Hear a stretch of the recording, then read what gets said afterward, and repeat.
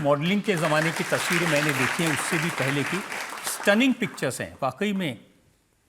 Stunning तो नहीं है, ठीक है, दिखाएं लोगों को हे भगवान। स्टनिंग।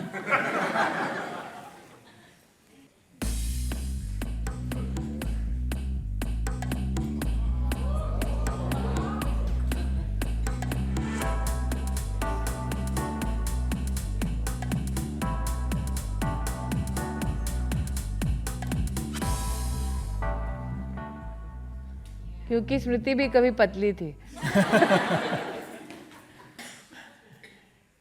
ये मिस इंडिया की तस्वीरें हैं। आज मुझे देख के लगता नहीं है, लेकिन मैं मिस इंडिया फाइनलिस्ट रह चुकी हूँ।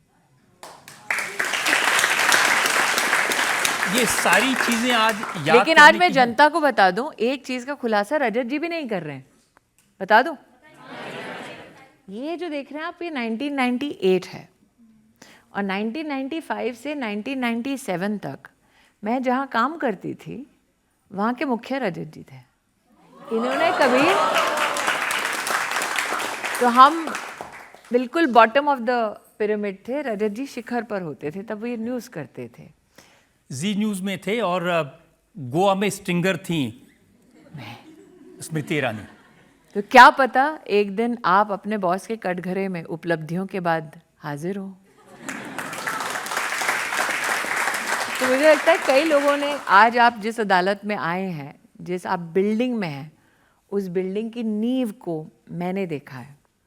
मैं जब देश की राजनीति में पहली बार दिल्ली आई, तब वहाँ पर भीड़ को दूर से देखते हुए रजत शर्मा थे।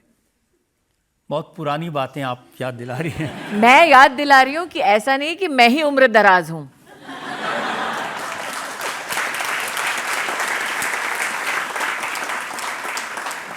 मैं भी आपकी पुरानी बातें याद कर रहा हूँ। ऐसा लग रहा है कि अब मैं आरोप पढ़ रही हूँ। विनोद खन्ना के साथ आपने एक फिल्म की थी। फिल्म नहीं की थी, टेलीविजन सीरियल किया था, जिसको मैंने प्रोड्यूस भी किया, लिखा भी था, मेरे अपने। जी, क्या अनुभव था विनोद खन्ना के साथ काम करने का? बहुत ही एस्ट्यूट एक्टर, अनुभवी, लेकिन पॉलिटिक्स में भी उनकी जिस प्रकार की एक श्रद्धा थी, जिस प्रकार से उनका एक इंक्लिनेशन था, वो काबिले तारीफ था। बहुत डिसिप्लिन्ड व्यक्ति थे और नो नॉनसेंस व्यक्ति थे। तो उस व्यक्ति के साथ काम करना और उनके नो नॉनसेंस एटीट्यूड को सरवाइव करना अपने आप में तमगा माना जाता था। में राजनीति में और फिल्म लाइन में बहुत कंट्रीब्यूशन विनोद खन्ना का रहा। विनोद खन्ना जी का रहा, हेमा जी का रहा, आज भी हेमा जी का कंट्रीब्यूशन है। शत्रु सर अब दूसरी तरफ हैं, लेकिन मेरे जीवन का पहला अवार्ड देने वालों में से एक शत्रुघ्न सिन्हा थे।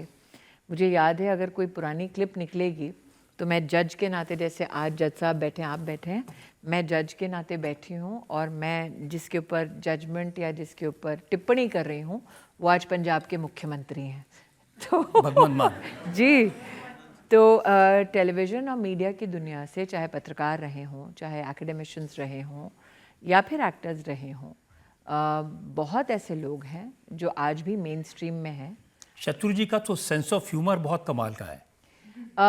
मैं उस पर टिप्पणी कम ही करूँ तो अच्छा है। लेकिन हाँ, ये सभी स्टॉलवर्ड्स, मैंने दत्त साहब के साथ भी काम किया, भले ही वो कांग्रेस में रहे, लेकिन उनका अपना एक कंट्रीब्यूशन रहा। और मुझे लगता है कि आप अमित जी के बारे में भी, क्योंकि सब कहते हैं कि उनका मन उदास हो गया था, काफ़ी उनका व्यक्तित्व ऐसा है कि वो तलवारें खिंच जाएं तो वो चाहते हैं कि वो शांति दूत बने। और हम उस पीढ़ी से हैं कि तलवार खिंच जाए तो जब तक खून नहीं लगता मयान में जाती नहीं है। तो ये दृष्टिकोण का और अनुभव का एक फर्क है। तो मोटा बेन, मारू कहेवानुं एम छे के हवे आपणे अमे तुलसीनुं कयुं रूप जोईशुं, जे जूनुं हतुं ई के कोई नवा આપણે अंदाजमां? ગુજરાતીમાં જ વાત કરશું તો બધાને કેમ ખબર પડશે કઈ વાત થઈ? જ્યાં જાઓ ત્યાં ગુજરાતી. हाँ, जहाँ जहाँ गुजराती ત્યાં सदाकाल गुजरात। पण ये पूछ रहे हैं कि अभी तुलसी का क्या रूप दिखेगा। अब मैं आपकी ट्रांसलेटर बन गई हूँ। लेकिन मुझे ऐसा लगता है, अगर आपकी अनुमति हो तो मैं थोड़ा हिंदी में अनुवाद करूँ। हाँ बिल्कुल, हिंदी हमारी ઘરની વહુ જેમ હતી એમ જ છે कि घर की बहू जैसे थी वैसी ही है। पण फरी મળીએ આપણે. मी नागपूरमधून महाराष्ट्रमधून तुम्हाला बापरे, ही काय आज माझी लँग्वेजची टेस्टिंग चालली आहे का? नाव काय तुमचं दादा? प्रदीप प्रदीप नाव प्रदीप आहे. दादा. मी किती वर्ष झाले इकडे? मला 16 मध्ये आलो होतो इकडे. अरे वा, सांगा. मला एक माझा प्रश्न आहे तुम्हाला की महाराष्ट्रात आता मराठी भाषेवरून जे विवाद सुरू आहे, तर राज ठाकरे साहेब म्हणतात की जो हिंदी में बोलेगा त्याच्या कानाखाली वाजवेल, हे खरं आहे का? मुझे ऐसा लगता है, और मैं तो ये पहले से बता दूं आपको कि मेरी दादी महाराष्ट्रन है, हो. मेरे दादा पंजाबी हैं जो पार्टीशन के बाद उत्तर प्रदेश में रहे, मुरादाबाद में. मेरे नाना बंगाली हैं, और नानी जब विभाजन हुआ तो जो आज बांग्लादेश है वहाँ से आके विस्थापित धुबड़ी असम में रही. मुझे लगता है एक एक्टर ने ही बहुत अच्छी बात कही हाल फिलहाल में कि भाषा संवाद का विषय है, संयम का विषय है, राष्ट्र के प्रति अभिमान का विषय है, और राष्ट्र को अलग अलग धाराओं के माध्यम से एक सूत्र में बांधने का विषय है.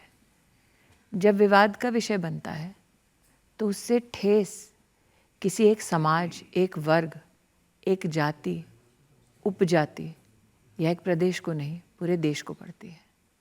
अगर हम भारत को मातृभूमि कहते हैं तो आप माँ के हाथ को चोट पहुँचाओ या माथे को, दिल माँ का दुखता है. तो हम 16,000 डायलेक्ट्स में बात करते हैं, 125 कॉन्स्टिट्यूशनली हमारी रिकग्नाइज लैंग्वेज है, और हम आज भी प्रखरता से इसलिए आगे बढ़ रहे हैं क्योंकि हम सभी भाषाओं का सम्मान करते हैं.